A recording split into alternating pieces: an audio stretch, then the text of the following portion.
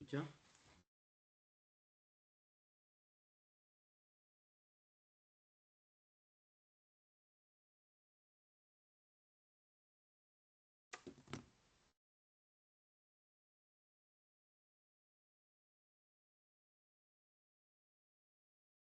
¿Ya?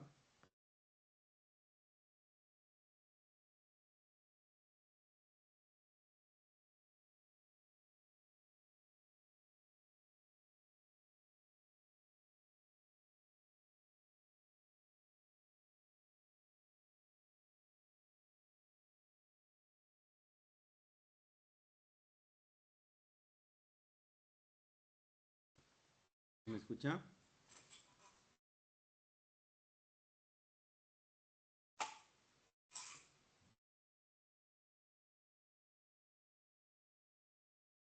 Sí, me escucha.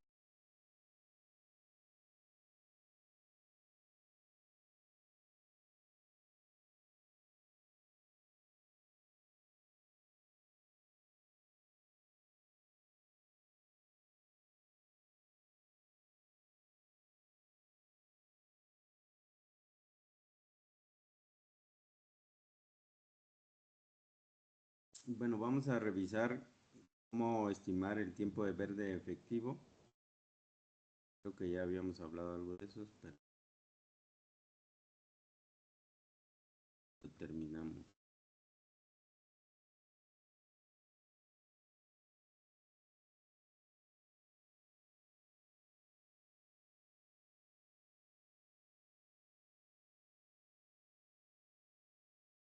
Bueno, entonces aquí para poder estimar el tiempo de verde efectivo, hacemos una igualdad en la que multiplicamos la tasa de llegadas por el tiempo que dure el proceso de llegadas.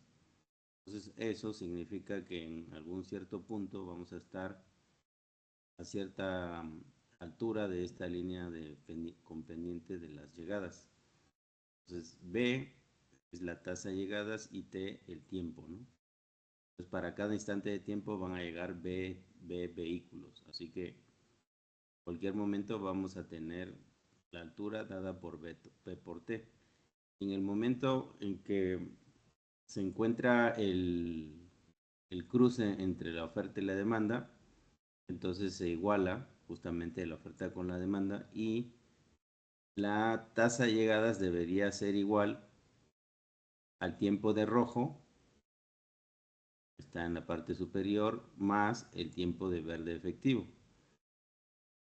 Entonces, haciendo esa igualdad, nosotros podemos hacer una simplificación y encontraríamos que despejando, ¿no? Bueno, o factorizando la tasa de llegadas, que sería B, pues de un lado está multiplicado por R, por el tiempo efectivo, y eso también puede ser igual a la tasa de salidas, o para que exista equilibrio más bien, debería ser igual a la tasa de salidas por el tiempo de verde efectivo, es decir, solo este tramo donde tenemos la línea con pendiente.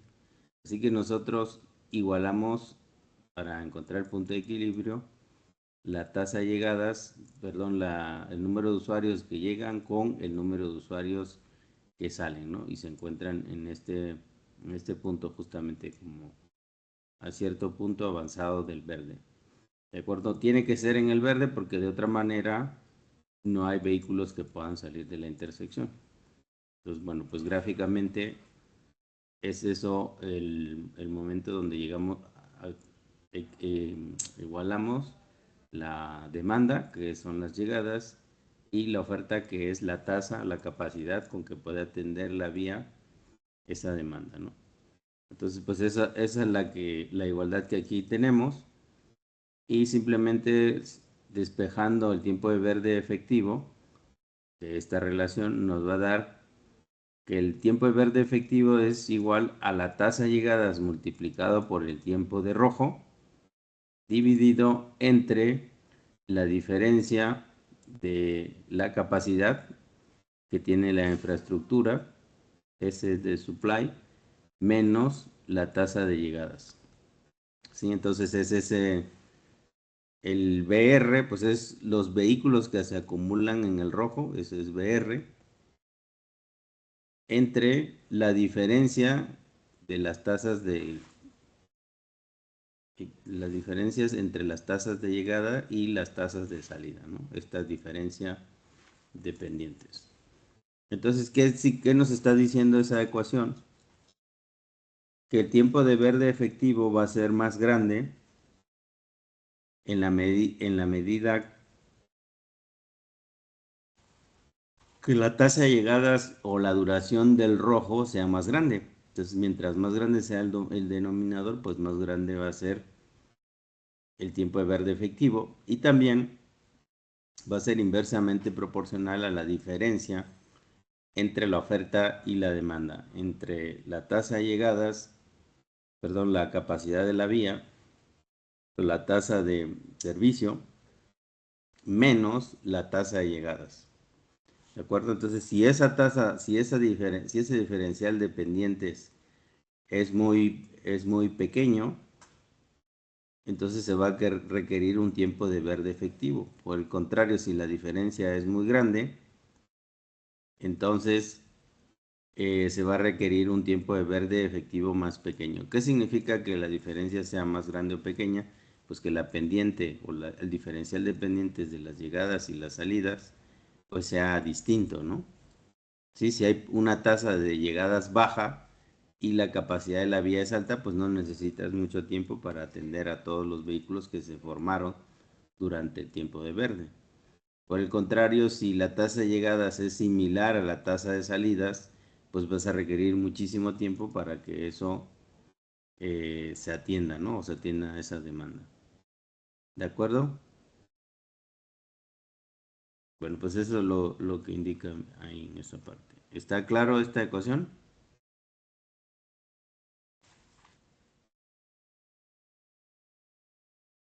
¿O tienen alguna pregunta? Bueno, pues no sé, nadie habla.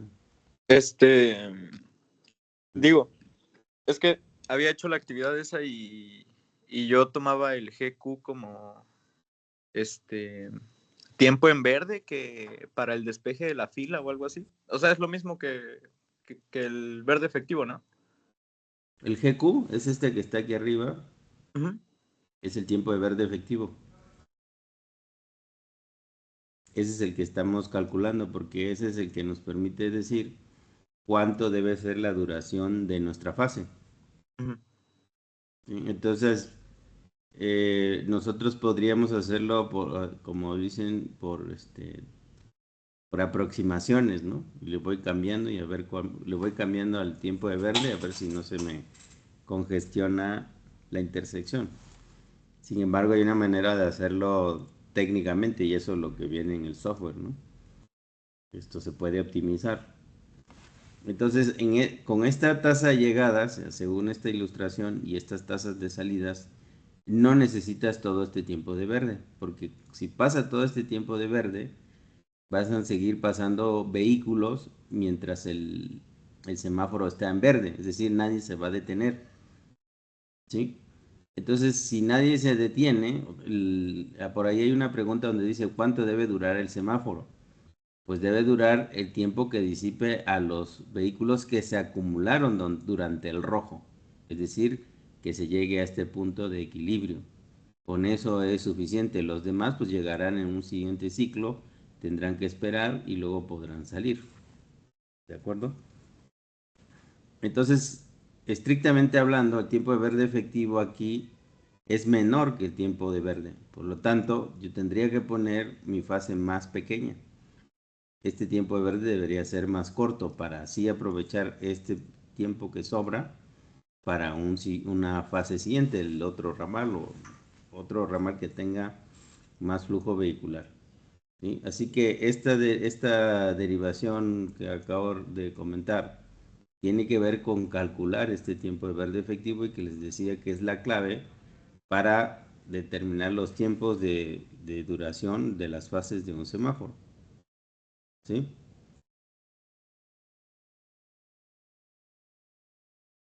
Gracias. Estamos de acuerdo. Ahora, la otra cuestión es que la realidad es que estas tasas de llegadas van a ser cambiantes. Así que nosotros, si queremos programar el semáforo eh, para las diferentes tasas que van a ir cambiando a cada cierto tiempo, horas del día, pues tendría que tener un sistema actuado y entonces las pendientes pues irán cambiando pues por cada instante de tiempo y ya el algoritmo irá determinando pues en qué momento se van cambiando los tiempos de verde, ¿no? Entonces si nosotros tuviéramos que diseñar un semáforo con tiempos fijos, tendríamos que tomar pues un poco menos de la hora pico, o podríamos tomar la hora pico como referencia, cuál es la tasa de llegadas de la hora pico y calcular el tiempo de verde requerido, ¿no?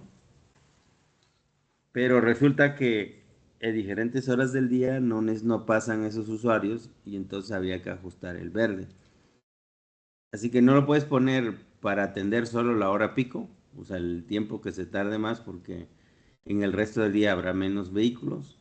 Así que hay que hacer un compromiso entre un tiempo de duración de verde reglamentario o normativo, que es por seguridad, y un tiempo de verde pues que atienda la mayor cantidad de usuarios sin que sea la hora pico, ¿no? O sea, tiene que ser una aproximada, si es tiempo fijo.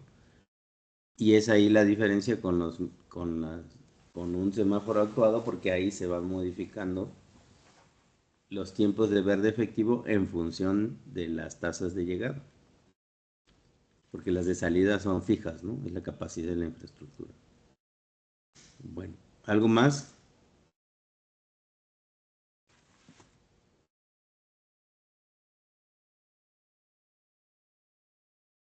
Bueno, pues después de revisar la ecuación dice que claramente entre más larga sea la duración del rojo, más larga será la fila que se tiene que disipar después de que empiece el intervalo de verde. ¿Sí? ¿De acuerdo? Entonces les decía que en India, por ejemplo, duran minutos los tiempos de verde y rojo, porque es un flujo tan grande que se tarda tanto tiempo, ¿no? Entonces, pues las demoras no son de segundos, son de minutos para que puedas pasar, ¿no? Entonces, bueno, esto quiere decir que entre más tiempo el semáforo está en rojo, pues más larga se va a hacer la fila porque la llegada de los vehículos es constante, ¿no? Esta conclusión tiene una implicación muy importante para la asignación de tiempos de un semáforo. Em, un punto que se verá más tarde en el libro, cuánto tiempo debería permanecer el intervalo de verde, bueno, ya lo he comentado, y los tiempos de verde más largos harán ciclos más largos y esto hará que resulte en una demora más larga. Mientras esta pregunta podría sugerir o generar más bien respuestas más complejas, la respuesta simple em, debería ser, la respuesta simple es que ¿cuánto debe durar el tiempo de verde? Lo que debería durar es justamente el tiempo para atender la fila que se ha formado en en el inicio del intervalo de verde. Bueno, hasta el inicio del intervalo de verde. O sea, todo el tiempo de rojo, pues cuántos vehículos se acumularon en la fila y el tiempo de verde debería ser suficiente para quitar o permitir que se disipen esa fila de los vehículos que se acumularon, ¿no? Es así como funciona. Entonces no diseñamos el semáforo para que todos los vehículos o la mayor parte pase sin detenerse, sino la diseñamos para atender a los que ya estaban esperando y puedan cruzar, ¿sí? Entonces, cuando no está bien diseñado esos tiempos, pues pasa una o dos fases y el vehículo no puede cruzar porque está en la fila, ¿no? Y eso sucede en varias intersecciones de Puebla, si ustedes ponen atención, eso pasa. Bueno, entonces la pregunta es cómo estimamos este tiempo y es lo que nosotros llamamos el tiempo que se requiere para atender la fila, ese famoso GQ o tiempo de verde efectivo, que es como se le llama en español, una vez que que la fila ha sido atendido y la tasa de flujo vehicular ha alcanzado el flujo de saturación, entonces el intervalo de verde podría terminar y empezar la circulación o pasar la circulación a los otros ramales, como puede observarse. Nuevamente nosotros queremos mantener la longitud del ciclo tan corto como sea posible para hacer que esas demoras sean más bajas. Sin embargo, se debería notar que la longitud de ciclo también podría ser que una longitud de ciclo muy corto también podría llevar a la sobresaturación. ¿Sí? Si es muy corto, pues no van a pasar todos los vehículos que se formaron durante el rojo y pues nunca se va a disipar esa fila, ¿no? Se van a seguir acumulando los vehículos. Bueno, el diagrama de acumulación de vehículos también nos da otra información importante acerca del desempeño en la intersección, como se muestra en la figura 41. Nosotros, notamos que la llegada del vehículo yésimo en el tiempo A y su tiempo de salida TD, ¿no? De departure. A es de arriba. Entonces, nosotros vemos aquí en la figura, si nosotros comparamos la tasa de llegadas y la tasa de salidas y sacamos esa distancia, pues es el tiempo en que el vehículo estuvo detenido, ¿no? Y si queremos sacar el tiempo el tiempo de cruce, el tiempo que estuvieron detenidos los vehículos, pues entonces tendría que sumar cada una de esas proyecciones. Sí, es lo que le llamamos la demora. La línea horizontal que conectan dos puntos es los puntos de la función de llegadas y de salidas representan la demora para un vehículo determinado, ¿no? La demora que experimenta un vehículo. Entonces, es igual para un momento determinado como el que está aquí en el ejemplo, el iésimo vehículo, pues va a ser la diferencia entre la hora de llegada, bueno, la hora de salida en que se puso en movimiento y la hora de llegadas, ¿sí? Y la tasa, el tiempo de salida, pues tiene que ver, o la hora de salida, tiene que ver con el punto en que alcanzó la pendiente de las salidas, ¿sí? Entonces, en esta fórmula, la demora del vehículo iésimo, bueno, DI es demora del vehículo iésimo, TD la hora de salida del vehículo y TA la hora de llegada. Entonces saca la diferencia normalmente en segundos.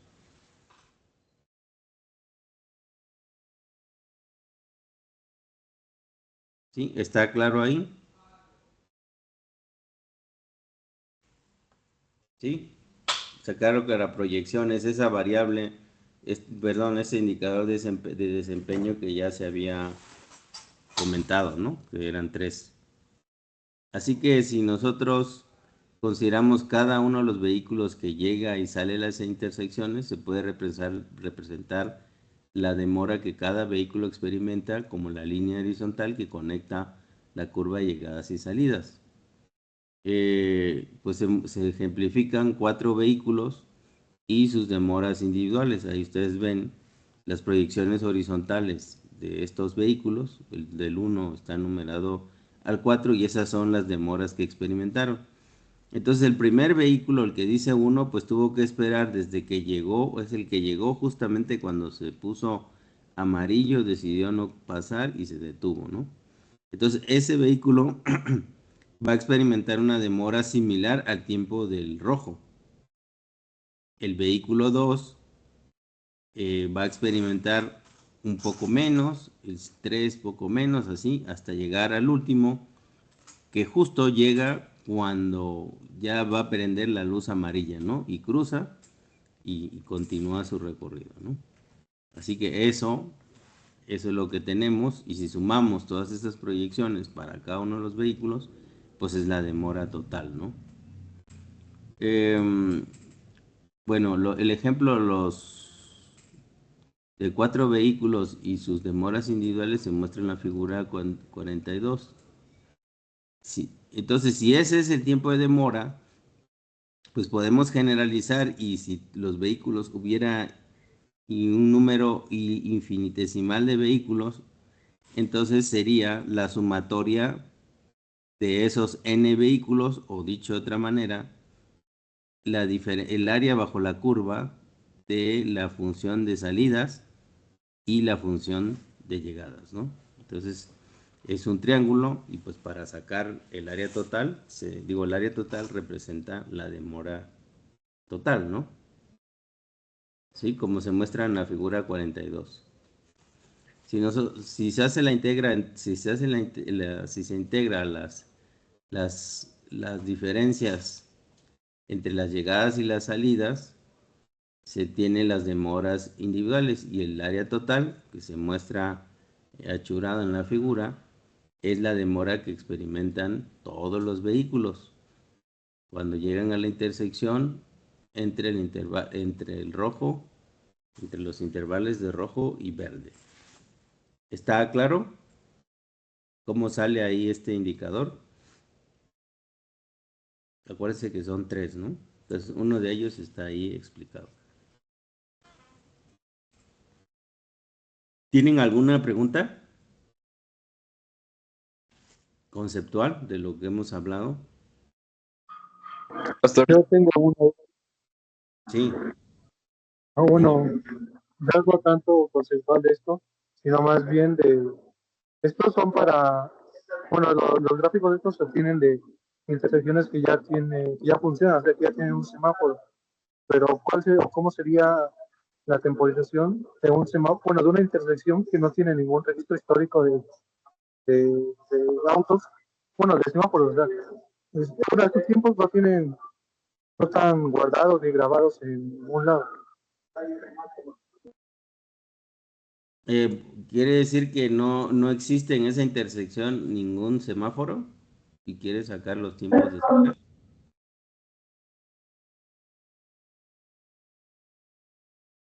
¿O no le entendí? Sí, o sea, que no existía semáforo en esa intersección. Es que ahí están hablando ahí al fondo y no se entiende. Si quiere, escríbalo, pero escríbalo Ya ahí me en el escucha, chat. ¿no? A ver, otra vez. Es que se oye una Ajá, voz de fondo. Ahora ya no. sí, Ajá. ajá, en una intersección en la que no ha existido ningún semáforo, o sea, ¿cómo se sacarían o en qué se basarían? Nos basaríamos, mejor dicho, para hacer estos cálculos o determinar estos tiempos. Bueno, si no tiene ningún semáforo y usted dice, bueno, voy a evaluar cuáles serían las demoras si le pongo un semáforo, entonces primero usted tiene que hacer lo que ya hicimos, ¿no? Identificar los conflictos, determinar cuáles son sus fases y conocer los flujos que llegan a la intersección. Y al conocer los flujos de la intersección por movimiento, o sea, porque se supone que la intersección existe, no tiene semáforos, pero sí hay movimientos, eso sí tiene que ser. Entonces lo que hace es contabiliza los movimientos de un ramal, el movimiento 11, 12, 13 y 14, si estuvieran los 4, hace su aforo, y una vez que tenga su aforo va a decir, pues en 5 minutos, por decir algo, ¿cuántos vehículos giraron a la derecha? ¿Cuántos de frente? ¿Cuántos a la izquierda? ¿Y cuántos hicieron retorno? Pues suponga que le dieron 40 vehículos en 5 minutos. Esa es su tasa de llegadas. La famosa B que estamos viendo son 40 vehículos en 5 minutos. Bueno, pues lo convierte a vehículos por segundo, o si quiere dejarlo así en vehículos por minuto, está bien. Entonces representa, ya con eso tiene la representación de la línea de llegadas, ¿no? Esta que está aquí, la oscura. ¿Sí? Entonces va a decir, si son, ¿cuánto dije? 40 vehículos en 5 minutos, pues divídelo en segundos. son 5 por 6, son 300 segundos. 50 entre 300, pues es un quinto, ¿no? Un sexto, un sexto. Un sexto. Cada un sexto de segundo va a llegar un vehículo. Así que esta gráfica se construye un sexto para un segundo, 2 sextos para 2 segundos, 3 sextos y así. Pues esto es una línea con pendiente de un sexto, ¿no? La de llegadas. La otra pregunta es, ¿y cómo son mis salidas? Pues ahí sí tiene que saber cuál es la capacidad de esa vialidad. Y hay normativas o documentos que te dicen cuánto es la capacidad y yo les había ya dicho que es entre 600 y 800 vehículos, ¿no? Entonces, si es una vía una intersección que se satura, es decir, que se forman filas aunque no tenga semáforos, entonces seguro que sí sabe o puede determinar cuánto es el máximo de vehículos que pueden pasar a la vez, ¿sí? Y entonces digamos que es un tercio. Los vehículos llegan con un sexto, ¿no? Un vehículo cada 6 segundos. Y su línea de salida, su capacidad es un tercio, o sea, un vehículo cada 3 segundos. ¿De acuerdo? Entonces, pues dos vehículos, va a despejar un vehículo cada, perdón, ¿cuánto dije? Un tercio. Un vehículo cada 3 segundos. Entonces, un vehículo cada 3 segundos, cuenta aquí. 6 segundos, 2 vehículos, 9 segundos, 3 vehículos, etcétera. Y le va a salir la pendiente o esta línea de salidas. ¿De acuerdo? Entonces, con eso ya tiene las dos pendientes y entonces pues puede calcular cuántos son las demoras. ¿Sí? Primero calcular el tiempo de verde efectivo, que solo depende de la tasa de llegadas por el tiempo que dure el rojo. Si usted no tiene ni idea de cuánto puede durar el rojo o cuánto tiempo necesita, pues entonces utilice el rojo mínimo, ¿no? Y un tiempo de rojo mínimo, vamos a decir, es 10 segundos. Entonces, pues, un sexto eh, por 10 segundos son 5 tercios, ¿no? Esa es ese es el numerador y en el denominador va a ser un tercio, perdón, que es la capacidad de la vía, el S de supply. Ese es un tercio menos la tasa de gas, que es un sexto. Un tercio menos un sexto, pues es un sexto, ¿no? Arriba, no recuerdo cuánto dijimos. Bueno, pues lo que hayamos dicho entre un sexto. Y con eso ya tiene su tiempo de verde efectivo. Entonces, si le da negativo, que eso puede dar, o le da un tiempo de verde efectivo de 30 segundos, cuando usted supuso que el rojo dura 10 segundos, pues ahí hay un problema, ¿no? Entonces tiene que empezar a ajustar. ¿De acuerdo? Sí, gracias. Sí, entonces no depende si había o no un semáforo. Depende de la tasa de llegada de los vehículos. Y si es una intersección, tenga semáforos o no, pues va a tener una tasa de llegadas. Lo que sí puede cambiar es que una intersección con semáforos, pues va a depender, su capacidad, tiene una capacidad la vía, pero la capacidad efectiva pues va a depender del tiempo que dure el verde, ¿no?